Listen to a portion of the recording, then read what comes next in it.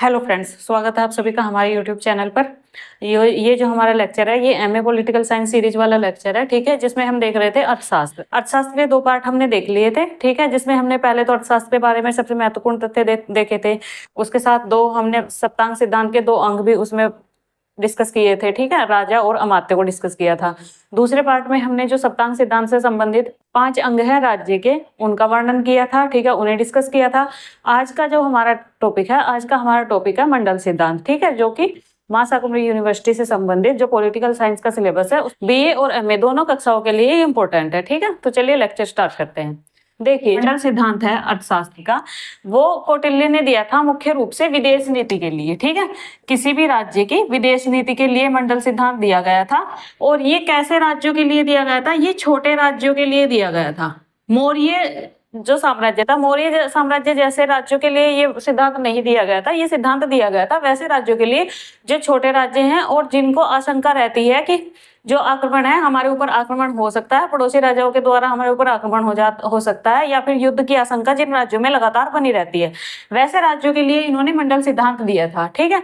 मंडल का हम पहले अर्थ देख लेते हैं। मंडल का अर्थ क्या होता है? मंडल का अर्थ होता है घेरा या व्रत, व्रत या घेरा, ठीक है। मंडल से अर्थ होता है घेरे से, ये व्रत से। इसके बारे सिद्धांत है मंडल से कौटिल्य से पूर्व जो मंडल सिद्धांत है, मंडल सिद्धांत का अप्रत्यक्ष वर्णन मिलता था ऋग्वेद में या मनुस्मृति में, लेकिन जो इसका व्यापक सिद्धांत है, व्यापक सिद्धांत इसका दिया गया है कौटिल्य के द्वारा, ठीक है। कौटिल्य के द्वारा इसका व्यापक सिद्धांत दिया गया है, ठीक है। कौटिल्य के समय में इन्होंने जो हमने अर्थशास्त्र के भाग देखे थे, 15 भाग देखे थे, उन 15 भागों में से जो अर्थशास्त्र की 7वीं पुस्तक है, ठीक है, 7वीं पुस्तक है, 7वीं पुस्तक में इन्होंने अंतरराष्ट्रीय संबंधों का वर्णन किया है। अंतरराष्ट्रीय संबंधों का वर्णन किया है इन्होंने 7वीं पुस्तक में, ठीक है। और इसी में ही इन्होंने मंडल सिद्धांत की या इस विदेश नीति की भी चर्चा की है। 7वीं पुस्तक हमें ध्यान रखनी है, क्योंकि ये 1 लाइनर में क्वेश्चन आता है कि इन्होंने जो विदेश नीति है, अपनी विदेश नीति का वर्णन या मंडल सिद्धांत का वर्णन कौन सी पुस्तक में दिया था। तो हमें याद रखना है कि ये कौन सी पुस्तक थी? 7वीं पुस्तक थी, ठीक है, जिसमें इन्होंने अंतरराष्ट्रीय संबंधों से संबंधित नीतियां बताई थी राज्य के लिए। और इसको विस्तार से बताने का उनका मुख्य उद्देश्य क्या था? मंडल सिद्धांत को या विदेश नीति को विस्तार से बताने का उनका मुख्य उद्देश्य क्या था? उनका उद्देश्य था कि देखिए, कोई भी राज्य हो, प्रत्येक राज्य का जो मुख्य उद्देश्य होता है, वो उद्देश्य क्या होता है? राज्य विस्तार और स्थायित्व, ठीक है। कि प्रत्येक राज्य ये चाहता है कि मेरे राज्य का विस्तार भी हो और मेरे राज्य में स्थायित्व भी बना रहे। एक बार जो क्षेत्र मेरे राज्य में शामिल हो गया है, उसको दोबारा मुझे ये डर ना हो कि दूसरा राज्य आएगा और उसे छीन लेगा, या फिर राज्य के बार बार युद्धों में संलग्न होने की जो आशंका है, वो आशंका ना रहे। तो इसलिए इन्होंने अपनी 7वीं पुस्तक में, अर्थशास्त्र की 7वीं पुस्तक में अंतरराष्ट्रीय संबंधों का वर्णन किया था। विदेश नीति से संबंधित है ये, और जिनका उद्देश्य है राज्य का विस्तार या स्थायित्व, ठीक है। जिनका उद्देश्य है राज्य विस्तार करना और राज्य में स्थायित्व पाना या स्थायित्व रखना। उसके बाद इन्होंने मंडल सिद्धांत को चलाने के लिए या फिर अंतरराष्ट्रीय संबंधों के संचालन के लिए शक्ति और सफलता के 3 प्रकार बताए थे। 3 प्रकार बताए थे। कौन कौन से 3 प्रकार थे? नंबर 1 था बौद्धिक, सेकंड था शारीरिक, और थर्ड है वीरता, ठीक है। कि किसी भी राष्ट्र को शक्तिशाली बनाने के लिए और उसकी सफलता के लिए कौन कौन से 3 प्रमुख तत्व हैं? वो 3 तत्व हैं। एक तो यह 3 प्रकार हैं, बौद्धिक, शारीरिक और वीरता। बौद्धिक कैसा होगा? अच्छे परामर्श की शक्ति। सेकंड, समृद्ध खजाना जो मजबूत सेना देती है। फिर वीरता होता है मनोबल व उत्साह, ठीक है। कि जो किसी भी जो मंडल सिद्धांत है, मंडल सिद्धांत की सफलता किस बात पर निर्भर करती है? वो निर्भर करती है 3 प्रकारों पर। 3 प्रकार कौन कौन से हैं? एक तो बौद्धिक, कि जो राजा है, जो शासक है, उसमें अच्छे परामर्श की शक्ति होनी चाहिए। दूसरा, शारीरिक से मतलब क्या है? कि मजबूत सेना होनी चाहिए राजा के पास मजबूत सेना होनी चाहिए, और अगर मजबूत सेना होगी तो राज्य का जो खजाना है वो समृद्ध होगा, ठीक है, राज्य का खजाना समृद्ध होगा। थर्ड है वीरता। वीरता मतलब जो राजा की सेना है और राजा, उनमें वीरता, मनोबल और उत्साह हमेशा बना रहना चाहिए, जिससे कि वो अपने उद्देश्यों की पूर्ति कर सके, ठीक है। उसके बाद देखिए, इस सिद्धांत का आधार उन्होंने क्या बताया था, ये देख लेते हैं हम। सिद्धांत का आधार था कि कोई राज्य जो है, उसकी जो स्थिति है, राज्य की स्थिति में उसके दुश्मन कौन है और उसके मित्र कौन है।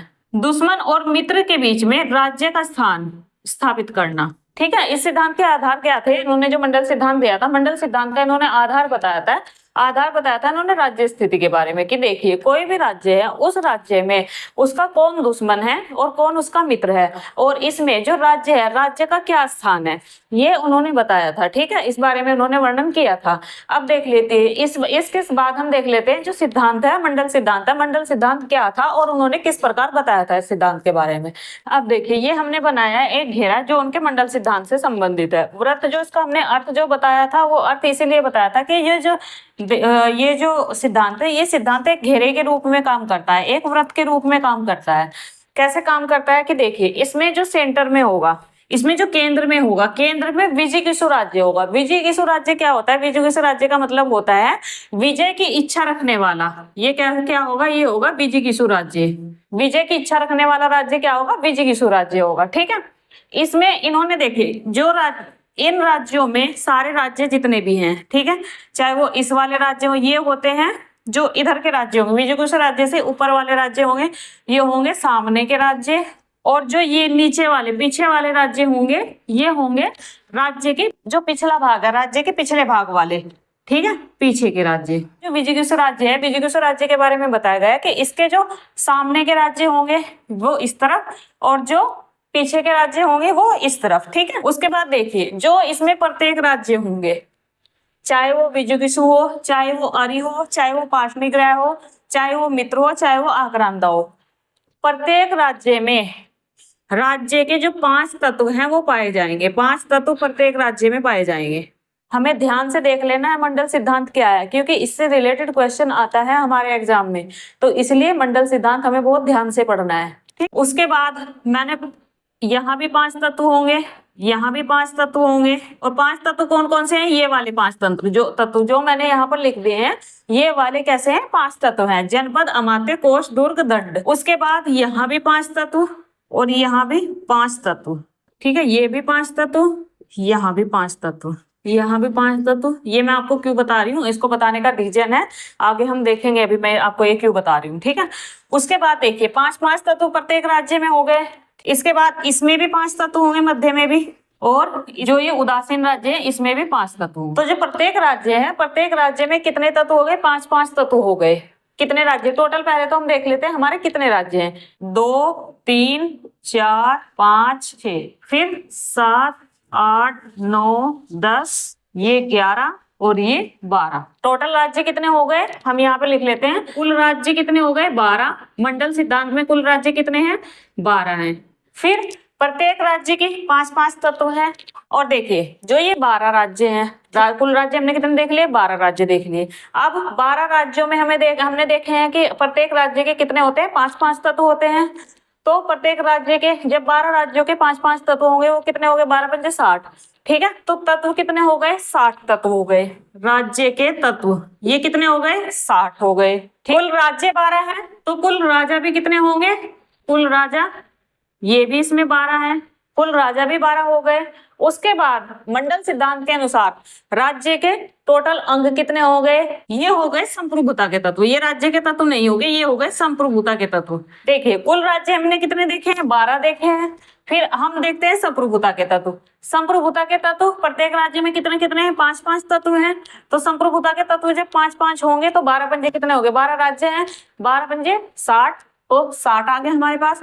फिर कुल राजा कितने हैं, 12 हैं। अब इन संप्रभुता के तत्वों में हमें अगर राजा को भी मिला ले, ठीक है, तो वो सब क्या हो जाएंगे, वो सारे हो जाएंगे राजा के तत्व, राज्य के तत्व। और राज्य के तत्व टोटल कितने हो जाएंगे, 60 ये हैं, 12 राजा हैं।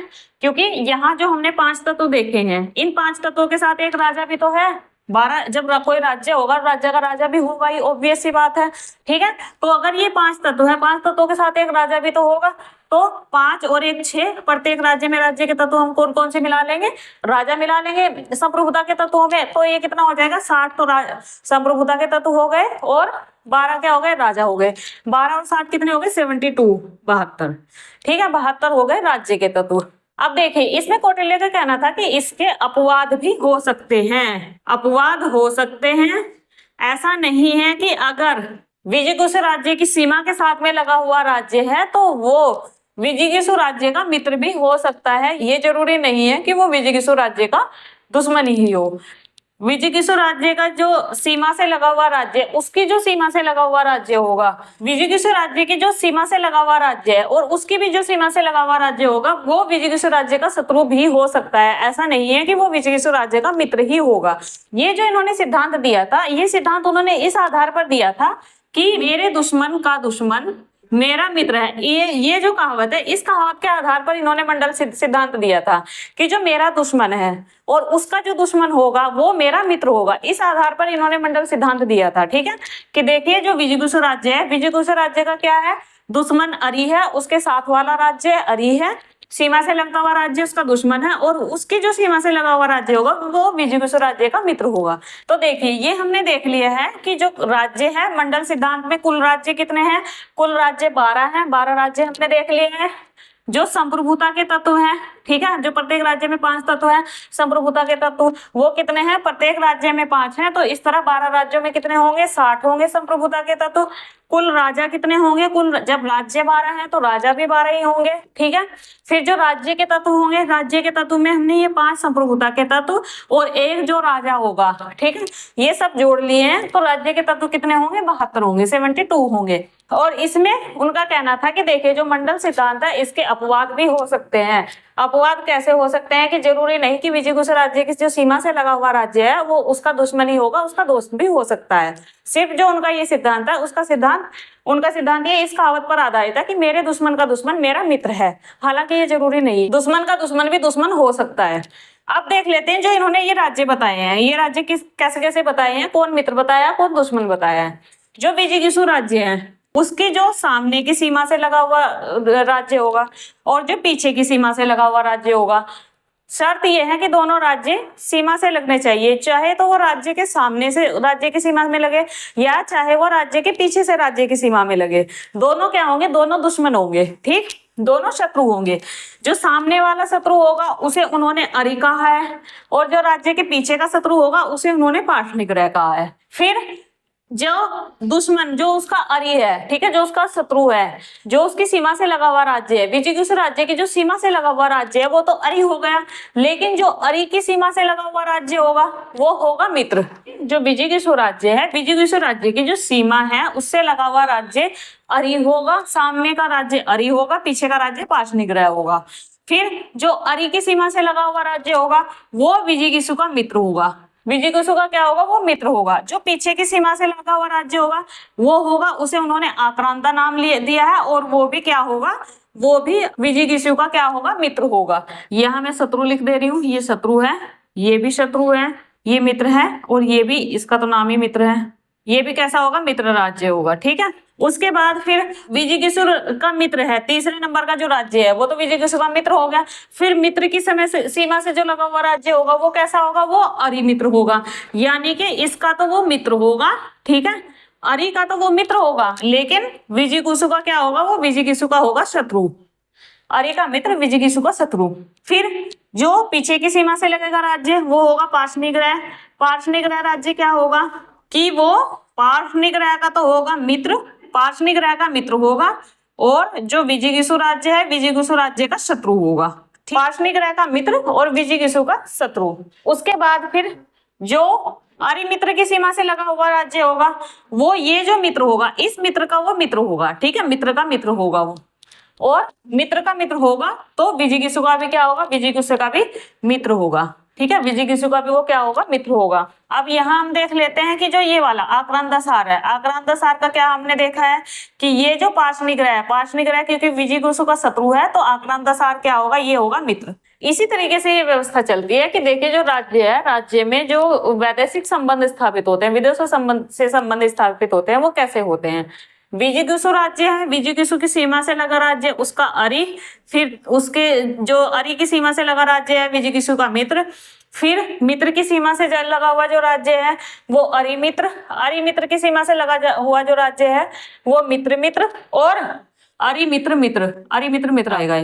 फिर जो मित्र मित्र की सीमा से लगा हुआ राज्य है वो अरि मित्र मित्र, ठीक है, अरि के मित्र का मित्र होगा, अरि के मित्र का मित्र होगा, अरि मित्र मित्र। पीछे के राज्य पार्ष्णिग्रह, आक्रांता, पार्ष्णिग्रह सार, आक्रांता सार। उसके बाद दो राज्य ये भी आते हैं, एक मध्यम राज्य है, एक उदासीन राज्य है। ये राज्य कैसे होंगे, ये राज्य क्या होगा, ये राज्य शक्तिशाली राज्य होगा, मध्यम राज्य शक्तिशाली होगा, और ये आवश्यकता के अनुसार मित्र भी बन सकता है और शत्रु भी बन सकता है। इससे हम ये उम्मीद नहीं लगा सकते कि ये विजयकुश का मित्र होगा या शत्रु ही होगा। ये आवश्यकता पड़ने पर या तो मित्र भी बन सकता है या शत्रु भी बन सकता है, लेकिन साधारण परिस्थितियों में ये उदासीन ही रहता है, तटस्थ ही रहता है, किसी का साथ नहीं रहता है।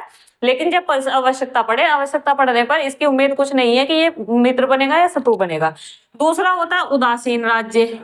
उदासीन राज्य क्या होंगे कि इसकी जो सीमा होगी उदासीन राज्य की, वो जो भी विजयकुश राज्य होगा या उसका अधिराज्य होगा उनसे दूर होगी, ठीक है, सीमा दूर होगी, और ये सभी इन मामलों में तटस्थ रहेगा, ठीक है, उसे कोई मतलब नहीं होगा, कोई लेना देना नहीं होगा कौन विजयकुश राज्य है कौन अधिराज्य है।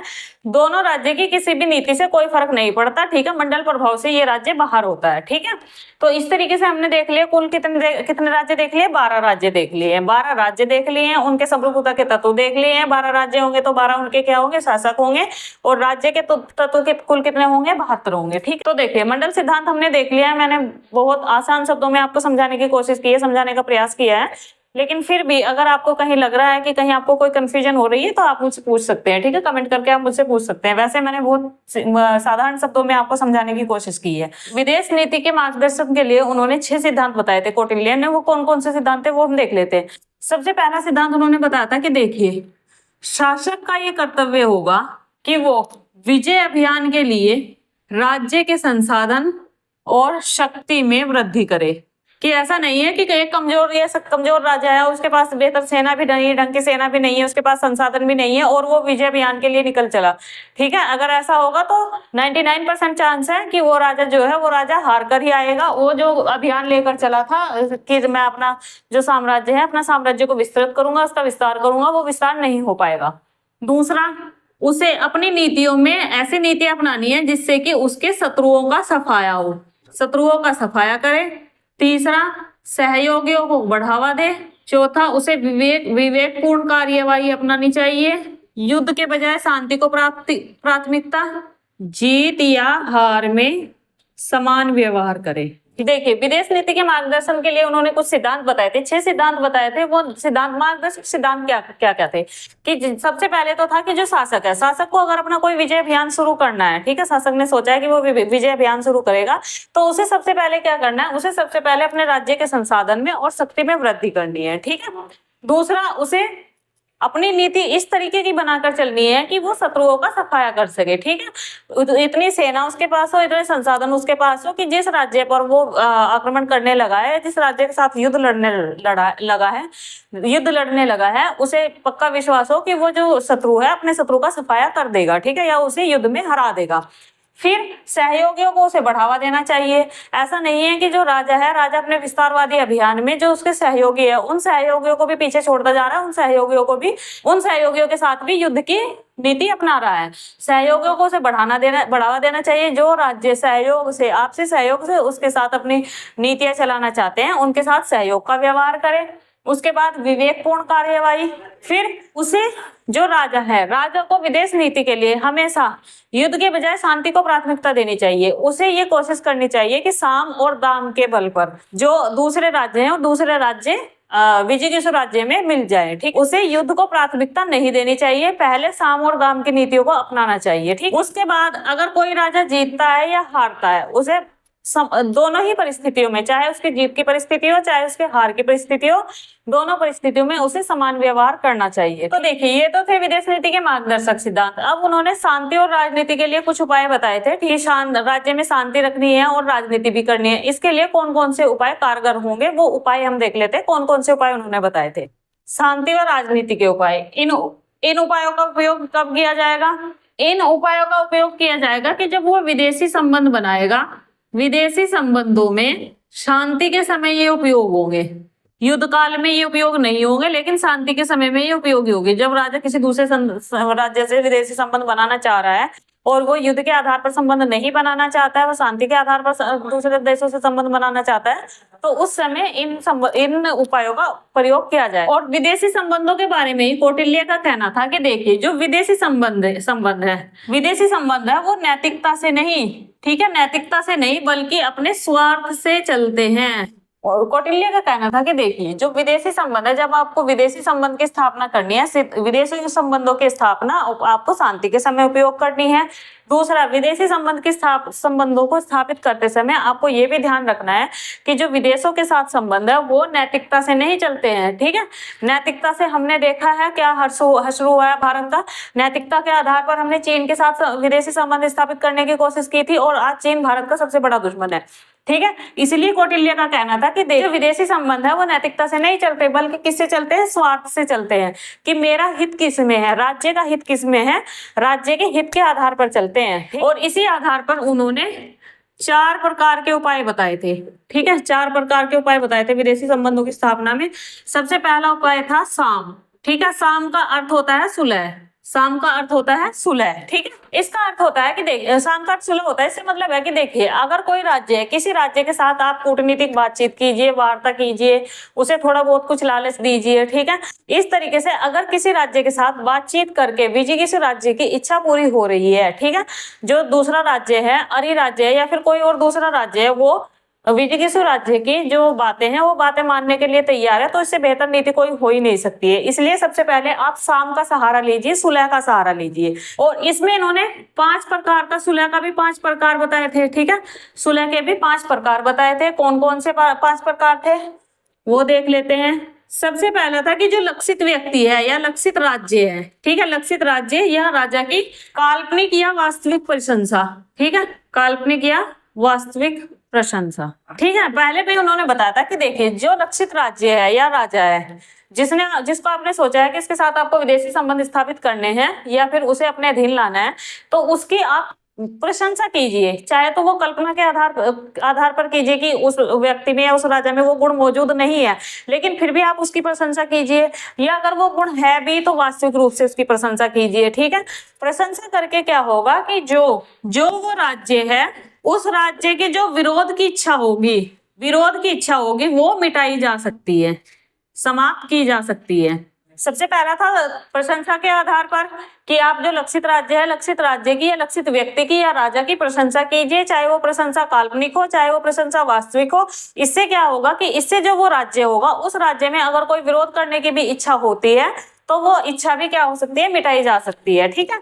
बी, हालांकि ये जरूरी नहीं होता है। पारस्परिक संबंध साम में ही आ रहे हैं ये सारे। पारस्परिक संबंध कैसा होगा कि आप देखें कि आप जो लक्षित राजा है उस राजा के साथ रिश्तेदारी बनाइए, उसके साथ या तो रिश्तेदारी बनाइए या उस पर कोई मनोवैज्ञानिक प्रभाव डालिए, ठीक है। मनोवैज्ञानिक प्रभाव डालने का कोशिश कीजिए।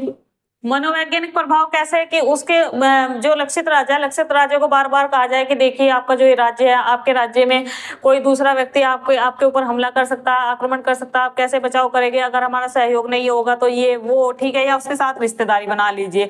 और जब रिश्तेदारी हो जाती है तो आपको भी पता है कि रिश्तेदारी होने के साथ एक दबाव इंसान के ऊपर वैसे ही बन जाता है, ठीक। तो पारस्परिक संबंध किसी राज्य के साथ स्थापित कीजिए। इससे क्या होगा, इससे जो लक्षित राज्य है वो ये जो तत्व है, ये तत्व किस लिए प्रयोग होगा, मनोवैज्ञानिक रूप से राज्य को निरस्त करने हेतु, राज्य को मनोवैज्ञानिक रूप से राज्य के ऊपर दबाव डालने के लिए या मनोवैज्ञानिक रूप से राज्य को निरस्त करने हेतु ये दबाव बनाया जाता है, ठीक है। 2 हमने देख लिया, एक तो देख लिया प्रशंसा के आधार पर, दूसरा हमने देख लिया पारस्परिक संबंध। थर्ड सी हो गया कि देखिए जो लक्षित राज्य है उसे ये विश्वास दिलाया जाए कि हमसे अगर आप सहयोग करेंगे तो ये आपका सर्वोत्तम हित है, ठीक है। सी में आएगा कि आप लक्षित राज्य को ये विश्वास दिलाए कि आप जो हमसे सहयोग करेंगे, हमारे साथ जब आप संबंध स्थापित करेंगे, ये आपका सर्वोत्तम हित है, सबसे ज्यादा हित इसमें आपका ही होना है, ठीक है। ये सी। फिर डी, भौतिक लाभ का लालच दिया जाए, राज्यों को कुछ रियायत देने का वादा किया जाए, उससे कुछ समझौते करने का वादा किया जाए, भले ही बाद में इन समझौतों को या इन समझौतों को माना जाए या नहीं माना जाए, या ये रियायतें दी जाए या नहीं दी जाए, वो बाद की बात है। लेकिन जब अपना लालच हो, ठीक है, अपना काम निकलवाना हो, तो उस समय राज्य को क्या करना है, भौतिक लाभ का लालच देना है, ठीक है। भौतिक लाभ का लालच दूसरे राज्यों को देना है कि देखिए हम आपको ये रियायत देंगे, हम आपके साथ ऐसे ऐसे समझौते करेंगे जिससे कि आपका लाभ होगा, और उससे क्या होगा कि उससे जो राज्य है, दूसरा राज्य है, वो राज्य अपने आप विजिगीषु राज्य के समर्थन में आ जाएगा, और बाद में वो आपकी मर्जी है कि आप समझौतों को माने या ना माने, वो आपके हाथ में है, ठीक, वो बाद की बात है। लेकिन पहले आप उन्हें लालच दे दीजिए कि हम आपका साथ देंगे। साथ कोई नहीं देता, ये आपको पता ही है, क्योंकि पुराने जो हमने इतिहास पढ़ा है, इतिहास के आधार पर इतिहास पढ़कर हमने देखा है कि बहुत सारे ऐसे राज्य हुए हैं जो राज्य पहले तो घनिष्ठ मित्र हुए हैं, लेकिन बाद में जब आवश्यकता पड़ी है किसी अपने मित्र राज्य को, तो वो उसके सबसे बड़े दुश्मन भी बनकर बैठे हैं, शत्रु भी बनकर बैठे हैं, ठीक है। फिर इसमें साम में कौन सा आएगा, ई आएगा। ई है उच्च पद या सम्मान देना, कि जो राज्य हैं, जिन राज्यों को, जो लक्षित राज्य हैं, लक्षित राज्य के राजाओं को या उसके जो प्रशासनिक अधिकारी है, उन अधिकारियों को कोई ऊंचा पद दिया जाए, कोई सम्मान दिया जाए। तो इस तरह साम या सुलह के 5 प्रकार बताए गए हैं। 5 प्रकारों में सबसे पहला है तो प्रशंसा वास्तविक हो या काल्पनिक हो, आप लक्षित राज्य की प्रशंसा कीजिए। दूसरा, पारस्परिक संबंध उनसे स्थापित कीजिए, रिश्तेदारी बनाइए। रिश्तेदारी बनेंगे तो एक दबाव इंसान के ऊपर अपने आप ही आ जाता है, ठीक है। फिर लक्षित राज्य को आप ये विश्वास दिलाएं कि हमारे साथ आपको सहयोग करना आपका सर्वोत्तम हित है।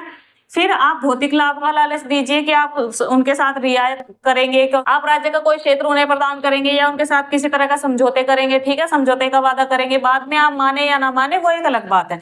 उसके बाद ई में आ जाता है कि आप उन्हें उच्च पद या सम्मान दीजिए। ये सारे हमने किसके देखे हैं, साम के प्रकार देखे हैं, जो कि विदेशी संबंधों के स्थापना के समय 4 शांति और राजनीति के 4 उपाय बताए हैं, ठीक है। शांति और राजनीति के 4 उपायों में से एक है साम, और साम के हमने देख लिए 5 प्रकार। अब जो सेकंड है, दूसरा है, वो है दाम। अब दाम देख लेते हैं हम।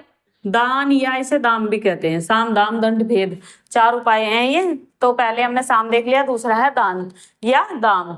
इसका राज्य को प्रयोग कब करना है, जब सुलह से काम ना चले, तब राज्य को क्या करना है, दाम का या दान का सहारा लेना है। इसमें क्या क्या शामिल हो सकता है, इसमें शामिल होगा नकद भुगतान, कोई भूमि का कोई भाग, कोई कीमती सामान देना। कि देखिए, अगर आप साम की नीति से आपका काम नहीं चल रहा है, आपसे सुलह मशवरे से आपका काम नहीं चल रहा है, तब आपको क्या करना है, दान या दाम की नीति अपनानी है, ठीक है। उस समय आपको क्या करना है कि राजा को, जो लक्षित राजा है, उसे या तो नगद भुगतान देने का लालच देना है, या भूमि का कोई भाग देने का लालच देना है उसे, या फिर कीमती सामान देने का लालच करना है। और ये नीति अधिक प्रभावी कब होगी, अधिक प्रभावी होगी है जब साम दाम दोनों को जोड़ दिया जाए, कि आप साम का भी सहारा लीजिए, आप दाम का भी सहारा लीजिए, दान का भी सहारा लीजिए, साम और दाम दोनों को जोड़ दे, तो ये जो नीति है, ये नीति अधिक प्रभावी होगी। तो ये था कौन सा, दूसरा तत्व। फिर तीसरा हम समझ लेते हैं, तीसरा कौन सा, साम दाम 2 हो गए। दाम के बाद तीसरा है भेद। भेद का मतलब होगा कलह होना कि जो 2 राज्य हैं, 2 राज्यों के बीच में आपस में कलह करा दी जाए, ठीक है, या राज्य के अंदर ही कलह करा दी जाए। जो राजा है, जो लक्षित राजा के राज्य के अंदर ही कलह के बीज बो दिए जाएं, तो वो कैसा होगा, भेद। या फिर जब राजा को ये लगे, जो विजिगीषु राजा, जब उसे ऐसा लगे कि वो किसी राज्य को इस वजह से नहीं तोड़ पा रहा है, इस वजह से अपने अधीन नहीं कर पा रहा है कि उसका जो मित्र राज्य है, वो मित्र राज्य शक्तिशाली है, तो उन 2 मित्र राज्यों के बीच में फूट डालने की कोशिश करे विजिगीषु राज्य, और इसी तरह से उसके राज्य में कलह के बीज बोए। तो इससे क्या होगा, तीसरी नीति होगी भेद की नीति, ठीक है। और फोर्थ जो है वो है दंड। दंड को उसने सबसे आखिर में, सबसे अंतिम रूप से प्रयोग करने के लिए कहा है। जब आप इन सारी चीजों का सहारा ले ले, साम का भी सहारा ले ले, दाम का भी सहारा ले ले, भेद का भी सहारा ले ले, जब इनसे भी कोई लक्षित राज्य अपने वश में नहीं हो रहा है, तो फिर आप दंड दीजिए, उसके साथ युद्ध कीजिए, ठीक है। और युद्ध कैसा करना है, युद्ध उसने बताया था तुस्नीम युद्ध हमने कल देखा था कि तुस्नीम युद्ध क्या है। तुस्नीम युद्ध के बारे में उसने कहा था कि जो युद्ध है, युद्ध में गुप्त क्रियाओं को ज्यादा महत्व दिया जाए, गुप्त क्रियाओं को महत्व कैसे, कि जैसे देखिए जो लक्षित राज्य है उसके राज्य में तोड़फोड़ कर दी जाए, तोड़फोड़ मचा दी जाए, या फिर जो उस राज्य के जो महत्वपूर्ण जो प्रभावशाली व्यक्ति है उनकी लक्षित हत्याएं की जाए। ये था तुसनीम युद्ध। इस युद्ध का समर्थन उन्होंने क्यों किया था? क्योंकि इसमें समय और धन, ठीक है, या संसाधन वो कम खर्च होते हैं, ज्यादा संसाधन इसमें खर्च नहीं होते हैं। फिर इसमें उन्होंने एक और बात कही थी कि जैसे देखिए जो दंड में आप जो युद्ध कर रहे हैं, अगर वो युद्ध आप अंधाधुंध विनाश के लिए कर रहे हैं, अंधाधुंध विनाश के लिए वो युद्ध कर रहे हैं, तो वो युद्ध मान्य नहीं होंगे, वो युद्ध नैतिक नहीं होंगे। बल्कि आपको युद्धों का प्रयोग कैसे करना है, किस लिए करना है? भारतीय उपमहाद्वीप के विस्तार के लिए, ठीक है, कि आप जो भी युद्ध करोगे उस युद्ध में आपका जो प्रमुख लक्ष्य होना चाहिए, आपका प्रमुख लक्ष्य होना चाहिए कि आपको भारतीय उपमहाद्वीप का विस्तार करना है। ये आपका सबसे प्रमुख लक्ष्य होना चाहिए। अगर आपका लक्ष्य युद्ध करके किसी राज्य को अंधाधुंध विनाश करना है, किसी राज्य को बर्बाद करना है, तो उस तरह का जो युद्ध है उस तरह का युद्ध नैतिक रूप से निंदनीय है। उस युद्ध को सही नहीं ठहराया जा सकता, उस युद्ध की निंदा की जाएगी, ठीक है। तो ये थे उनके कौन से 4 तत्व थे जो उन्होंने विदेश नीति की स्थापना करने के समय में शांति और राजनीति के उपाय बताए थे, ठीक है। याद हमें रखना है, साम दाम दंड और भेद 4 तत्व थे, ठीक। उसके बाद हम देख लेते हैं युद्ध की रणनीति, ठीक। ये तो उन्होंने बताए थे विदेश नीति के संबंध की स्थापना के समय आपको कौन कौन से उपाय करने हैं। उसके बाद अगर युद्ध करना पड़ जाए तो युद्ध के समय में आपकी रणनीति क्या होनी चाहिए। जो विजिगीषु राज्य है, विजिगीषु राज्य की रणनीति युद्ध के समय में क्या होनी चाहिए वो देख लेते हैं, ठीक है। अब देखते हैं मंडल सिद्धांत से संबंधित कौन सी षाढ़गुण्य नीति, षाढ़गुण्य नीति, जो जिसे क्या कहा जाता है, युद्ध रणनीति भी कहा जाता है।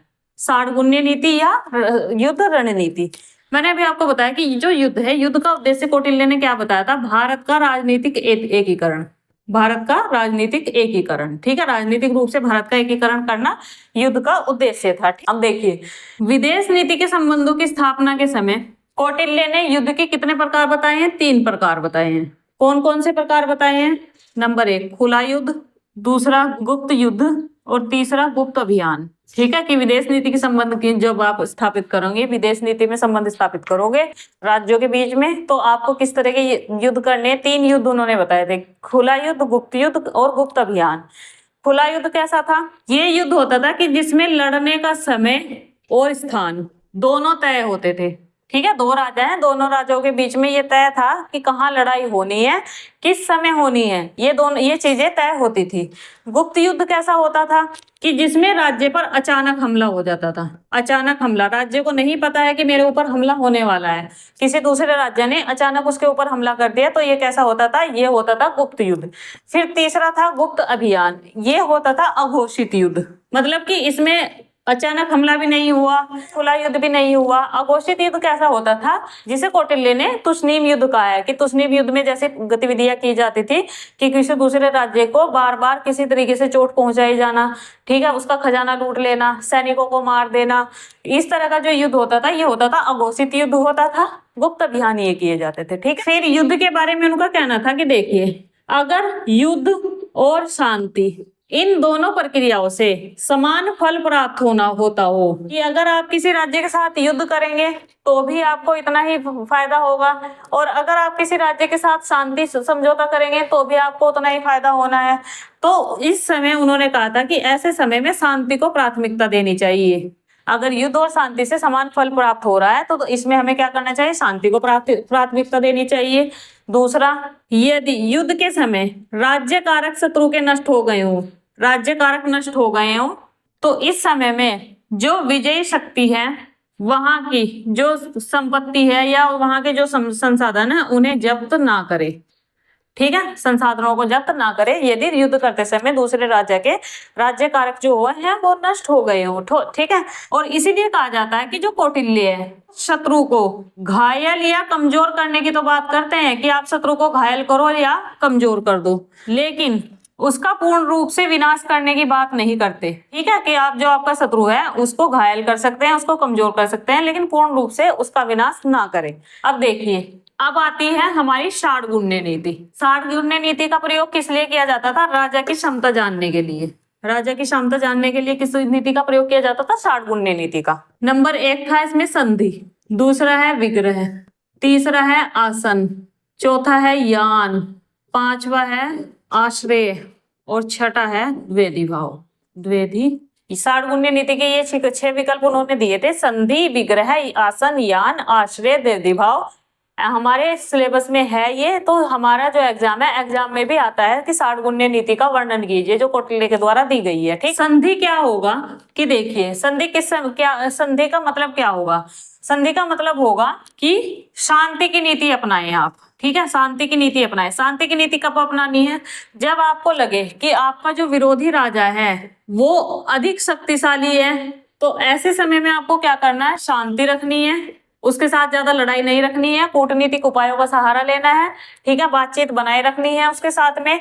जो ये शांति की अवधि है, इस अवधि का जो आप उपयोग करेंगे वो उपयोग अपनी ताकत और सैन्य क्षमता बढ़ाने के लिए करेंगे, वृद्धि के लिए करेंगे। जो संधि की नीति है, संधि की जो नीति है षाडगुण्य सिद्धांत पे, संधि की नीति कैसी है? शांति की नीति है। शांति की नीति तब अपनाई जाएगी जब को आपका जो विरोधी राजा होगा वो आपसे ज्यादा शक्तिशाली होगा। ठीक है, उस समय आपको शांति रखनी है, और जो ये शांति का समय है, इस समय का उपयोग आपको क्या करना है? अपनी ताकत बढ़ाने के लिए और अपनी सैन्य क्षमता बढ़ाने के लिए करना है। फिर सेकंड है विग्रह कि देखिए, इसमें ये एक तरह से आपके विग्रह क्या है? युद्ध की नीति है। कैसे कि जो राजा है, राजा को जब ये लगे कि जो उसका विरोधी राजा है वो उससे कमजोर है या कम शक्तिशाली है, तो राजा को क्या करना है कि जो विरोधी राजा है उसकी जो लड़ने की क्षमता है, ठीक है, लड़ने की क्षमता या उसकी जो सैन्य शक्ति है, उसकी सैन्य शक्ति को नष्ट करे, लेकिन जो उसकी प्रकृति है उसको बचाए रखे। ठीक है, उसको नष्ट ना करे, राज्य की प्रकृति को नष्ट ना करे, लेकिन जो उसकी सेना है, सेना को नष्ट कर दे। जब उसे लगे कि जो राजा है वो जब राजा को लगे कि जो मेरा विरोधी राजा है, विरोधी राजा मुझसे कमजोर है, तो तब राजा को क्या करना है? राजा को उसकी लड़ने की जो क्षमता, उसकी लड़ने की क्षमता को कम करना है। ठीक है, तीसरा है आसन। आसन से मतलब हम यहाँ पर तटस्थता से भी ले सकते हैं, तटस्थता या प्रतीक्षा। ये कब उपयोग होगी तटस्थता या प्रतीक्षा? कि देखिए, जब राजा को लगे कि जो उसका विरोधी राजा है, दोनों राजा की समान क्षमता हो, तो उसमें से एक राजा को लगातार अपने आप को शक्तिशाली बनाने का प्रयास करना होगा। एक राजा अपने आप को लगातार शक्तिशाली बनाने का प्रयास करे, और जब वो दूसरे राजा से अधिक शक्ति हासिल कर ले, तो वो अपनी जो विदेश नीति है उसे कैसी बना ले? उसे आक्रामक बना ले। ठीक है, अपनी विदेश नीति को वो आक्रामक बना ले। ये है आसन, तटस्थता या प्रतीक्षा। कि जो दो राजा हैं, दोनों राजा की समान शक्ति है, तो उसमें से राजा को क्या करना है? उसमें से एक राजा क्या करे कि वो अपने आप को ज्यादा शक्तिशाली बनाने की कोशिश करे, और जब वो ज्यादा शक्तिशाली हो जाएगा, शक्ति हासिल कर लेगा, तो उसके बाद वो अपनी विदेश नीति में आक्रामकता का गुण लाए, आक्रामक विदेश नीति अपनाए। ठीक है, थर्ड है यान। यान का अर्थ होता है जबरदस्ती भी होता है यहाँ पर, जबरदस्ती की नीति। देखिए, ये नीति कैसी होगी कि देखिए, जब मजबूत राजा को लगे कि जो उसका विरोधी राजा है वो कमजोर है, कमजोर राजा, तो जो मजबूत राजा है वो जबरदस्ती से सैन्य लामबंदी करे, जबरदस्ती उस राज्य पर चढ़ाई करे, और इसमें ज्यादातर वो किस युद्ध का प्रयोग करे? गुप्त युद्धों का प्रयोग करे। कि जब किसी राजा को लग रहा है कि मेरा जो विरोधी राजा है वो कमजोर राजा है, तो वो जबरदस्ती उस राज्य पर चढ़ाई करेगा और उस राज्य से कुछ रियायतें प्राप्त करने की कोशिश करेगा। फिर है आश्रय।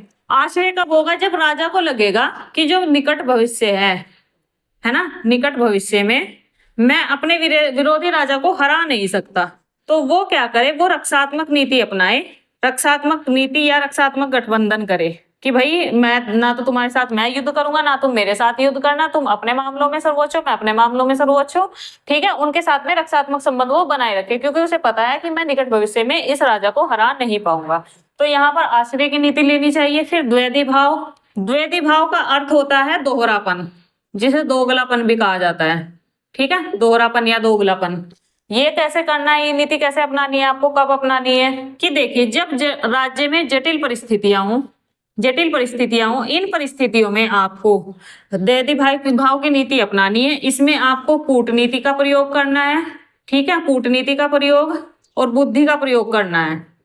तो ये थी षाडगुण्य नीति। अर्थशास्त्र का जो मंडल सिद्धांत है, मंडल सिद्धांत में ये है षाडगुण्य नीति, जिसके 6 विकल्प उन्होंने बताए थे: संधि, विग्रह, आसन, यान, आश्रय और द्वैधी भाव। 6 के 6 हमने देख लिए हैं, विस्तार से हमने देख लिए हैं। तो देखिए, आज ये जो मंडल सिद्धांत है या अर्थशास्त्र का जो सिद्धांत है, राज्य का जो सिद्धांत है वो कंप्लीट होता है। ठीक है, इसमें हमने देख लिया है अर्थशास्त्र के बारे में जो प्रमुख तथ्य देखने थे वो भी देख लिए हैं हमने, राज्य के 7 अंक भी देख लिए हैं, उसके बाद शांति के उपाय भी देख लिए हैं, और उसके बाद हमने षाटगुण्य नीति भी देख लिया, मंडल सिद्धांत भी देख लिया है। ठीक है, तो अर्थशास्त्र का जो हमारा मासा यूनिवर्सिटी का सिलेबस है उस सिलेबस के अकॉर्डिंग हमने आज कंप्लीट कर दिया है। ठीक है, कल इसके बाद हमारा जो दूसरा लेक्चर होगा जो ग्रीक राजनीतिक चिंतन की परंपराएं हैं, दूसरी यूनिट है। दूसरी यूनिट में जो सबसे पहले विचारक है वो है प्लेटो। ठीक, तो जो कल का लेक्चर हमारा प्लेटो के बारे में होगा। ठीक है, तो आज के लिए इतना ही। लेक्चर आपको कैसा लगा मुझे जरूर बताइएगा, और वीडियो को लाइक शेयर एंड सब्सक्राइब भी कर दीजिएगा।